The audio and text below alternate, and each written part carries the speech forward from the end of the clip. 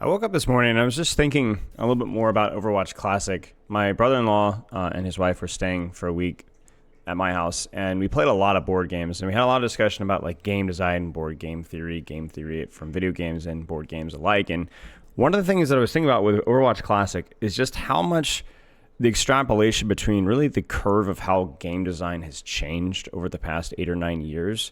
It's been a great little microcosm of that into Overwatch 2 about lessons they've learned for both the good and sometimes mistakes that they've made when they're going too far to the opposite side of things. And I want to focus more on, when we're talking about the game design itself, I kind of want to focus on like versatility and defensive options. I don't know if you guys were able to catch my interview with Overwatch developers, Alec Dawson, and the game director, Aaron Keller, for Overwatch this past week. But they talked a lot about some of the lessons that they've learned from Overwatch. And one of the key ones was that versatility feels really good. Feeling agency, feeling like you have options is really good. And then Aaron Keller talked a lot about how they've realized that the defensive style, like the more breaking, a nut to break, I think was his term, in terms of breaking the defensive advantage. Similar to, I think he described it as being in TF2. Was something that just didn't really age well with Overwatch. And I think that that's pretty true for most games in general. Like, Defender's Advantage is great, but when you have, like, I played a lot of games with Temple Anubis on Classic, right? And you've got a Junkrat in defense, a shielded turret Bastion that's damage boosted, right? It just feels pretty awful, right? It feels great for the defenders, like those peaks of satisfaction, but it feels really bad for the attackers. The question is like, at what point do you smooth those edges without losing the identity of what makes the game great? And I think the really big question for me, and maybe this question will kind of abandon unanswered, I would love if any armchair psychologists in chat, this is something that I need to study more on, is what's better? Having higher highs, lower lows, or having an overall much more even competitive experience that keeps you engaged? I think good engagement is not just a sign of a game that's healthy in a free-to-play environment, but it's healthy from a competitive standpoint. Like, any game that I actually enjoy is a game that's generally always has options and agency so that I can always play better. I think it's just good game design. But I can see an argument where, like, yeah, Temple of Anubis defense sucks if you're the attackers, but everyone's going to remember that Junkrat. Like, I watched a Necros video this past week of him in Overwatch Classic on Hanamura, and he's building a blade literally every single fight and just destroying the enemy team off of cooldown. And he goes, yeah, this is so stupid, but man, this is fun, right? But what about the people attacking? I don't know the answer to that. Like, I don't know. I think that there is probably an objectively true answer based off of psychology. I'm sure that that's a test that's been run many times. But in the meantime, I think all we're left for is conjecture. So I want to steer away from that. But I do want to talk about, like, at what point do sharp edges, unique designs, and versatility versus weak points kind of bleed in? How sharp really is too sharp? So if you look through this, I don't want to go over all the weak point, like the low-hanging fruit. Like, for example, D.Va is just horrific. Like, D.Va is just a terrible character in this game. Sharp points are not. Like, she's just horrible. But things, for example, like Reinhardt. Like, Reinhardt can't cancel pen anymore. A lot of his value is kind of front-loaded into his shield, which is a little bit more, so his mobility is much more lagging. And even his ranged pressure through Firestrike is a lot worse. Roadhog is a really big one, right? You talk about damage output. This character is insane. The shots are more powerful. Hook is a little bit more broken, but you don't have damage mitigation on your vape. And you also don't have the ability to move while you vape. And you don't have the ability to vape while you use your ultimate. So there's a lot of sharp output of offensive pressure, but you're much more vulnerable. Zarya is kind of a good example, but I think Zarya is a little bit of a different category entirely. Pharah, there's no real lateral movement with Pharah. You pretty much just fly and spam. That's pretty much all there really is to it. Cassidy is broken. That's a completely different story. Bastion can't move as much. He can't move while he's in turret form. He doesn't have the same range pressure with Grenade. Now, I think he's definitely stronger because having the self-heal is really strong, although he can't move while he self-heals. That's really, really good. Hanzo's a lot less mobile. Very tank bustery with scatter arrow and the body shot pressure. Junkrat's even feels a little bit clunkier, right? You only have the one mine, but your spam damage is unbelievable. And we can kind of go down the list, right? Torbjorn's unbelievably defenders-oriented. Mei has her freeze again. There's a real serious lack of heals, and characters like Symmetra, for example, with teleporter and turrets, are really, really good in defenders. Zenyatta is the definition of a glass cannon with 150 HP, but 50% discord. So, ignoring how the game feels in terms of like flow, it is pretty clunky, a lot of how the abilities work. That's an obvious criticism, and I don't want to worry about that today. I want to focus more on like the spirit of what this was done, because The spirit was to give pretty clear identities to like what the characters were supposed to be and lean into that. And my rather biased, nuanced, dynamic bias, right?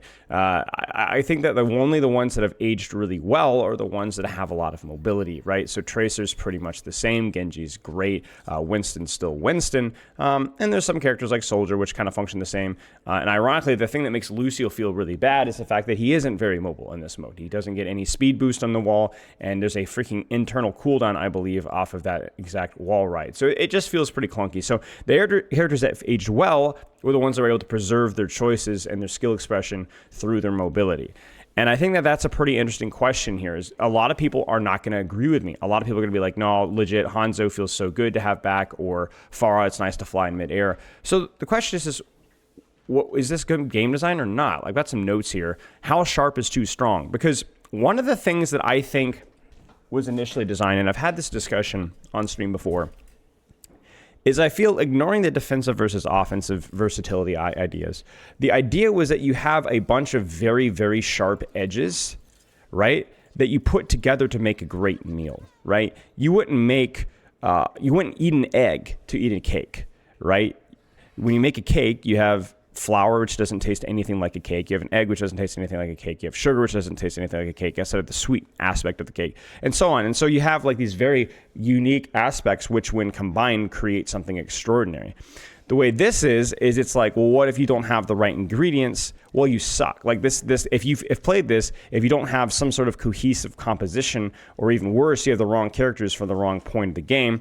If you're playing Temple of Anubis attack and you've got defense characters, you're going to have a miserable time. Or if you're playing into defense characters, if you're running a bunch of tanks with only a Lucio, you're probably going to have a pretty bad time. And so the freedom of choice, whether with or without roll lock, does create an opportunity for much, much worse outcomes. And I know some people are going to be like, well, I don't mind that as much. You know, it's actually not too bad if you work together. But this is, I think, gaslighting yourself just a little bit of the nostalgia goggles. I played Overwatch in this format for a long time, not without actually post roll lack, and I played it competitively for a long time. And the amount of games that were tossed by picking just completely wrong characters happened a lot more than it did in Overwatch 2, and that is just objective fact. I think outside of the tank rock, paper, scissors, which Overwatch 2 has through the super tank, everything else about this version, early Overwatch, was just objectively worse. And even within Overwatch 1, a lot of those edges started to be shaved off and more dynamics were introduced. So the question is do we want that back? Because I see a lot of people asking for that. And I don't know if that's necessarily the case. A sign of even earlier other games that aren't Overwatch, even earlier board games, was often to have a much heavier identity baked into the kit. There's a heavier rock, paper, scissors. But in the more modern sweaty thing, we've definitely lost that. But how far is too far? Like for example, Hog is a great example. Like having offensive threat with this character was the identity of what he did, having consistent range pressure. But I can't tell you how much I disdain the generic vape that we have right now that does a little bit of everything and doesn't have any weaknesses at all. See, the thing is they didn't insert dynamics. They just gave free value, right? And this is something I've railed against over and over again. Free mitigation's never good. They shifted some of his power away from having such a brutally powerful gun, but having one that has a couple more bullets. And maybe that one's okay, but then there's just some other questionable design decisions, like the alternate fire. Man, I love the alternate fire. I really, really like the alternate fire. I think it gave Hog some sort of presence when he doesn't have hook, that's totally gone in live Overwatch. So there's clearly a spectrum here. It's not just the spectrum of, you know, how far is too far with dynamics, but also not all dynamics are good.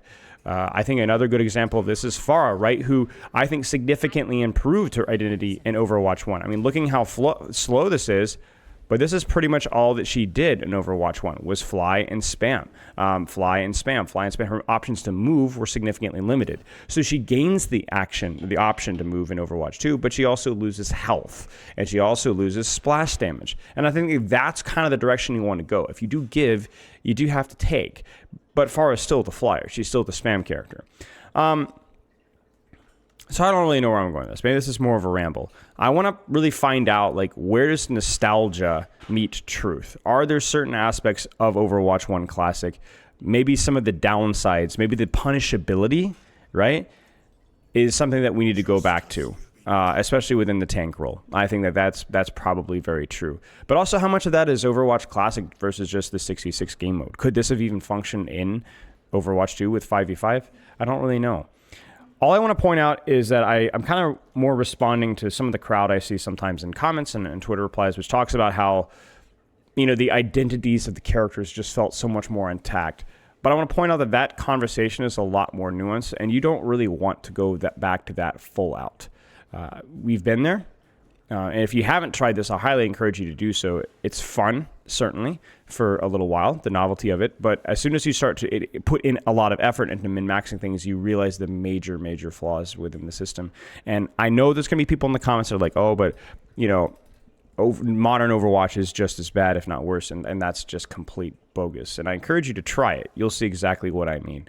So I think what we need to really compare this to is this isn't a 6v6 or 5v5 discussion for the umpteenth time. This is more Overwatch Classic versus late Overwatch 1, early Overwatch, and just Overwatch 2 in general, where you have characters like Ryan that have received changes, Winston that received changes. And honestly, remember, guys, like when we go back into 6v6, some of the things that we've done in Overwatch 2 were not necessarily correlated with 5v5. Like Ryan is going to be able to keep his pin cancel. We have that confirmed. Winston's going to be able to keep his alternate fire. We have that confirmed. Pharah's going to be the same in 6v6 for all that we know. Bastion's obviously going to be the same for all that we know. Hans is going to be able to maintain Stormbow and Lunge. Torbjorn's going to be the same. May's not going to get her freeze back. So it's interesting that we're going to go back to the 6v6 game mode, but we're going to go back with many of the dynamic lessons that we learned from 5v5. And my question to you guys is, how do you think this is going to go? Do you think that people are going to miss the sharp identity? Do you think the sharp identity has a world in 66? Or do you think that some of the lessons that we've learned unrelated to 5v5 about dynamics, versatility, as Alec Dawson said, do you think that makes a more engaging experience? And I do think that this comes down to personal preference, but I do think that there is a probably objectively, competitively integrity truth somewhere in there. We've learned from in the realms of psychology, I'm sure. And probably something that's more applicable for most people as well. And I'm not really sure which one that is. My personal vote will always be for versatility. I think it's more fun knowing that I could have always outplayed my opponent, and they could have always outplayed me. I think having soft counters and having stark identities is inherent to Overwatch, but I just don't see in any world in which this character is necessary for an enjoyable Overwatch experience, or for where you have a character like Pharah that needs to permanently fly to maintain her identity. I think that's, again, the truth for me has always lied in the nuance. I know that I say that to a hilarious level, but I think playing this game mode really cements that opinion for me, because for me personally, I saw a lot of frustration out of not being able to do the things that I'd like to do. And so if the situation was perfect, I get a 6K, and the situation is not perfect, they're getting a 6K on me. There's not a whole lot I can do about it. And it's especially frustrating when I feel like a lot of that reliability is on my teammates. I remember a lot of times being a Reinhardt player, and I've got a Torb 1 trick on 2 CP attack or in King of the Hill. And it just felt horrible. Like, I just knew that I had to try to play around the best that I could, but it was always just tough. So hard to know. I'm curious what you guys think. Kind of more of a less of an aimful ramble than usual, but I don't think I necessarily have any objective truths here on my end. So let me know what you think.